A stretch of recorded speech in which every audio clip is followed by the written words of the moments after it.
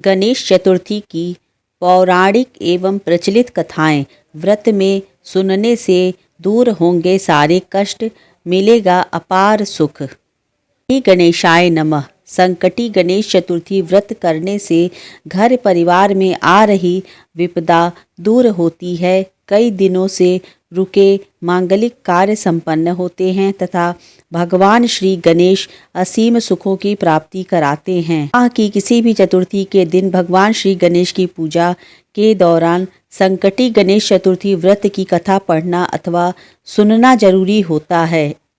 से संबंधित 4 कथाएं प्रचलित हैं। पहली कथा। पौराणिक एवं प्रचलित श्री गणेश कथा के अनुसार एक बार देवता कई विपदाओं में घिरे थे। तब वह मदद मांगने भगवान शिव के पास आए। उस समय शिव के साथ कार्तिकेय तथा गणेश जी भी बैठे हुए थे। देवताओं की बात सुनकर शिव जी ने कार्तिकेय व गणेश जी से पूछा कि तुम में से कौन देवताओं के कष्टों का निवारण कर सकता है। तब कार्तिकेय व गणेश जी दोनों ने ही स्वयं को इस कार्य के लिए सक्षम बताया। इस पर भगवान शिव ने दोनों की परीक्षा लेते हुए कहा कि तुम दोनों में से जो सबसे पहले पृथ्वी की परिक्रमा करके आएगा वही देवताओं की मदद करने जाएगा। भगवान शिव के मुख से यह वचन सुनते ही कार्तिकेय अपने वाहन मोर पर बैठकर पृथ्वी की परिक्रमा के लिए निकल गए। परंतु गणेश जी सोच में पड़ गए कि वह चूहे के ऊपर बैठकर सारी पृथ्वी की परिक्रमा करेंगे तो इस कार्य में उन्हें बहुत समय लग जाएगा। तभी उन्हें एक उपाय सूझा। गणेश जी अपने स्थान से उठे और अपने माता पिता की 7 बार परिक्रमा करके वापस बैठ गए। परिक्रमा करके लौटने पर कार्तिकेय स्वयं को विजेता बताने लगे। तब शिव जी ने श्री गणेश से पृथ्वी की परिक्रमा न करने का कारण पूछा। गणेश जी ने कहा, माता पिता के चरणों में ही समस्त लोक है। यह सुनकर भगवान शिव ने गणेश जी को देवताओं के संकट दूर करने की आज्ञा दी। इस प्रकार भगवान शिव ने गणेश जी को आशीर्वाद दिया कि चतुर्थी के दिन जो तुम्हारा पूजन करेगा और रात्रि में चंद्रमा को अर्घ्य देगा उसके तीनों ताप यानी दैहिक ताप, दैविक ताप तथा भौतिक ताप दूर होंगे। इस व्रत को करने से व्रतधारी के सभी तरह के दुख दूर होंगे और उसे जीवन के भौतिक सुखों की प्राप्ति होगी। चारों तरफ से मनुष्य की सुख समृद्धि बढ़ेगी। पुत्र पौत्र आदि धन ऐश्वर्य की कभी कमी नहीं रहेगी। गणेश चतुर्थी व्रत की दूसरी कथा। एक समय की बात है, राजा हरिश्चंद्र के राज्य में एक कुम्हार था। वह मिट्टी के बर्तन बनाता लेकिन वे कच्चे ही रह जाते थे। एक पुजारी की सलाह पर उसने इस समस्या को दूर करने के लिए एक छोटे बालक को मिट्टी के बर्तन के साथ आवा में डाल दिया। उस दिन संकटी चतुर्थी का दिन था। उस बच्चे की माँ अपने बेटे के लिए परेशान थी। उसने गणेश जी से बेटे की कुशलता की प्रार्थना की। दूसरे दिन जब कुम्हार ने सुबह उठकर देखा तो आवा में उसके बर्तन तो पक गए थे लेकिन बच्चे का बाल भी बाका नहीं हुआ था। वह डर गया और राजा के दरबार में सारी घटना बताई। इसके बाद राजा ने उस बच्चे और उसकी माँ को बुलवाया तो माँ ने सभी तरह के विघ्न को दूर करने वाली संकटी चतुर्थी का वर्णन किया। इस घटना के बाद से महिलाएं संतान और परिवार के सौभाग्य के लिए संकट चौथ का व्रत करने लगी। संकटी गणेश चतुर्थी की तीसरी कथा। एक समय की बात है कि भगवान विष्णु का विवाह लक्ष्मी जी के साथ निश्चित हो गया। विवाह की तैयारी होने लगी। सभी देवताओं को निमंत्रण भेजे गए परंतु गणेश जी को निमंत्रण नहीं दिया गया।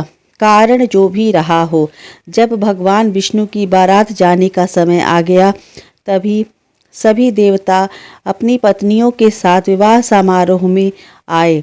उन सब ने देखा कि गणेश जी कहीं दिखाई नहीं दे रहे हैं। वे आपस में चर्चा करने लगे क्या गणेश जी को नहीं न्योता गया है या स्वयं गणेश जी नहीं आए हैं। सभी को इस बात पर आश्चर्य होने लगा।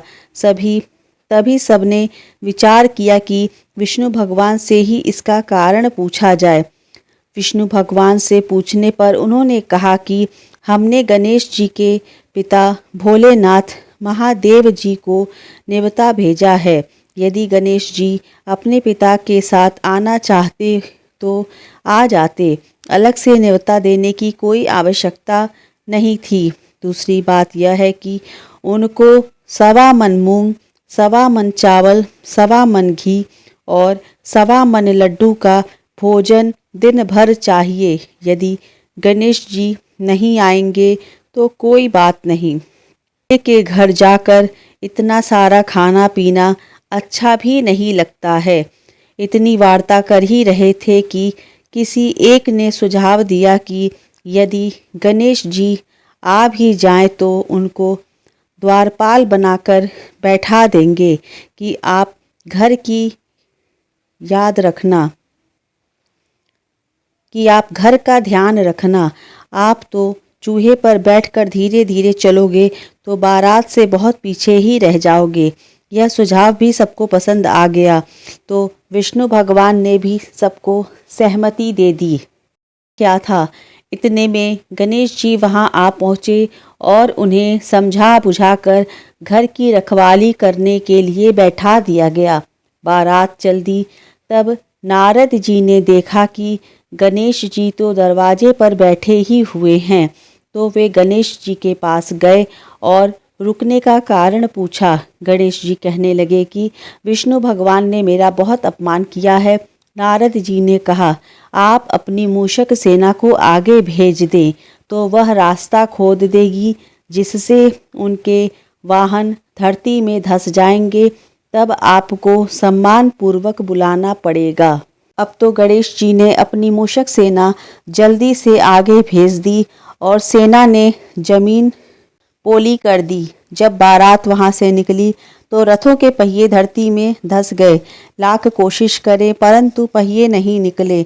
सभी ने अपने अपने उपाय किए परंतु पहिए तो नहीं निकले, बल्कि जगह जगह से टूट गए। किसी के समझ में ही नहीं आ रहा था कि अब क्या किया जाए। तब तो नारद जी ने कहा, आप लोगों ने गणेश जी का अपमान करके अच्छा नहीं किया है। यदि उन्हें मनाकर लाया जाए तो आपका कार्य सिद्ध हो सकता है और यह संकट टल सकता है। शंकर भगवान ने अपने दूत नंदी को भेजा और वे गणेश जी को लेकर आए। गणेश जी का आदर सम्मान के साथ पूजन किया गया। तब कहीं रथ के पहिए निकले। अब रथ के पहिए निकल तो गए परंतु वे टूट फूट गए तो उन्हें सुधारे कौन। पास के खेत में खाती काम कर रहा था, उसे बुलाया गया। खाती अपना कार्य करने के पहले श्री गणेशाय नमः कहकर गणेश जी की वंदना मन ही मन करने लगा। देखते ही देखते खाती ने सभी पहियों को ठीक कर दिया। तब खाती कहने लगा कि हे देवताओं, आपने सर्वप्रथम गणेश जी को नहीं मनाया होगा और न ही उनकी पूजन की होगी, इसीलिए तो आपके साथ यह संकट आया है। हम तो मूर्ख अज्ञानी हैं, फिर भी पहले गणेश जी की पूजा करते हैं, उनका ध्यान करते हैं। आप लोग तो देवतागण हैं, फिर भी आप लोग गणेश जी को कैसे भूल गए। अब आप लोग भगवान श्री गणेश जी की जय बोलकर जाएं तो आपके सब काम बन जाएंगे और कोई संकट भी नहीं आएगा। ऐसा कहते हुए बारात वहां से चल दी और श्री विष्णु भगवान का लक्ष्मी जी के साथ विवाह संपन्न करा के सभी सकुशल घर लौट आए। हे गणेश जी महाराज, आपने विष्णु जी को जैसो कारज सारियो ऐसो कारज सबको सिद्ध करजो। बोलो गजानंद भगवान की जय। श्री गणेश संकट चतुर्थी की चौथी कथा। श्री गणेश चतुर्थी व्रत की पौराणिक कथा के अनुसार एक बार भगवान शिव तथा माता पार्वती नर्मदा नदी के किनारे बैठे थे। वहां माता पार्वती ने भगवान शिव से समय व्यतीत करने के लिए चौपड़ खेलने को कहा। शिव जी चौपड़ खेलने के लिए तैयार हो गए, परंतु इस खेल में हार जीत का फैसला कौन करेगा, यह प्रश्न उनके समक्ष उठा। तो भगवान शिव ने कुछ तिनके एकत्रित कर उसका एक पुतला बनाकर उसकी प्राण प्रतिष्ठा कर दी और पुतले से कहा, बेटा, हम चौपड़ खेलना चाहते हैं, परंतु हमारी हार जीत का फैसला करने वाला कोई नहीं है, इसलिए तुम बताना कि हम दोनों में से कौन हारा है और कौन जीता है। उसके बाद भगवान शिव और माता पार्वती का चौपड़ खेल शुरू हो गया। यह खेल 3 बार खेला गया। संयोग से तीनों बार माता पार्वती ही जीत गईं। खेल समाप्त होने के बाद बालक से हार जीत का फैसला करने के लिए कहा गया, तो उस बालक ने महादेव जी को विजयी बताया। यह सुनकर माता पार्वती क्रोधित हो गईं और क्रोध में उन्होंने बालक को लंगड़ा होने, कीचड़ में पड़े रहने का श्राप दे दिया। बालक ने माता पार्वती से माफ़ी मांगी और कहा कि यह मुझसे अज्ञानतावश ऐसा हुआ है, मैंने किसी द्वेष भाव में ऐसा नहीं किया है। बालक द्वारा क्षमा मांगने पर माता ने कहा, यहाँ गणेश पूजन के लिए नाग कन्याएं आएंगी, उनके कहे अनुसार तुम गणेश व्रत करो, ऐसा करने से तुम मुझे प्राप्त करोगे। यह कहकर माता पार्वती और भगवान शिव के साथ कैलाश पर्वत पर चली गईं। 1 वर्ष के बाद उस स्थान पर नाग कन्याएं आईं। तब नाग कन्याओं के साथ श्री गणेश के व्रत की विधि मालूम करने पर उस बालक ने 21 दिन लगातार गणेश जी का व्रत किया। उसकी श्रद्धा से गणेश जी प्रसन्न हुए। उन्होंने बालक को मनवांछित फल मांगने के लिए कहा। उस पर उस बालक ने कहा, हे विनायक जी, मुझ में इतनी शक्ति दीजिए कि मैं अपने पैरों से चलकर अपने माता पिता के साथ कैलाश पर्वत पर पहुंच सकूं और वे यह देख प्रसन्न हों। तब बालक को वरदान देकर श्री गणेश जी अंतर ध्यान हो गए। इसके बाद वह बालक कैलाश पर्वत पर पहुंच गया। कैलाश पर्वत पर पहुंचने की अपनी कथा उसने भगवान शिव को सुनाई। चौपड़ वाले दिन से माता पार्वती शिव जी से विमुख हो गई थी, अतः देवी के रुष्ट होने पर भगवान शिव ने भी बालक के बताए अनुसार 21 दिनों तक श्री गणेश जी का व्रत किया। इस व्रत के प्रभाव से माता पार्वती के मन से भगवान शिव के लिए जो नाराजगी थी वह समाप्त हो गई। तब यह व्रत विधि भगवान शंकर ने माता पार्वती को बताई।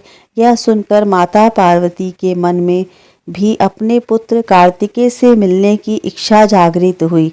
तब माता पार्वती ने भी 21 दिन तक श्री गणेश जी का व्रत किया तथा तुरवा, फूल और लड्डुओं से गणेश जी का पूजन अर्चन किया। व्रत के 21वें दिन कार्तिकेय जी स्वयं माता पार्वती जी से आ मिले। उस दिन से श्री गणेश चतुर्थी का यह व्रत समस्त मनोकामनाओं की पूर्ति करने वाला व्रत माना जाता है। इस व्रत को करने से मनुष्य के सारे कष्ट दूर होकर मनुष्य को समस्त सुविधाएं, सुख सुविधाएं, भौतिक सुख सुविधाएं प्राप्त होती हैं। श्री गणेशाय नमः।